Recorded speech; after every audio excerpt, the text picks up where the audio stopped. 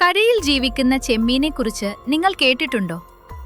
80 വർഷത്തോളം വംശനാശം സംഭവിച്ചു എന്ന് കരുതിയ ഈ ജീവിയുടെ തിരിച്ചുവരവ് ലോകത്തെ ഞെട്ടിക്കുന്നതായിരുന്നു. ഇതാണ് ലാൻഡ് ലോബ്സ്റ്റർ എന്ന് വിളിക്കപ്പെടുന്ന loud how island stick insect. രൂപം കണ്ടാൽ ഒരു വലിയ കറുത്ത ചെമ്മീനെ പോലെ ഇരിക്കുമെങ്കിലും ഇതൊരു പ്രാണിയാണ്. 1920കളിൽ ഇവ ഭൂമിയിൽ നിന്ന് അപ്രത്യക്ഷമായതാണ്. എലികൾ ഇവയെ തിന്നുതീർത്തു എന്നാണ് എല്ലാവരും കരുതിയത്. എന്നാൽ 80 വർഷങ്ങൾക്ക് ശേഷം കടലിന് നടുവിലുള്ള ഒരു കുത്തനെയുള്ള പാറക്കെട്ടിൽ ഇവയെ വീണ്ടും കണ്ടെത്തി. മറ്റൊരു രസകരമായ കാര്യം, ഇവ വളരെ സ്നേഹമുള്ളവരാണ്. രാത്രിയിൽ ഉറങ്ങുമ്പോൾ ആൺപ്രാണികൾ പെൺപ്രാണികളെ കെട്ടിപ്പിടിച്ചാണ് ഉറങ്ങാറുള്ളത്.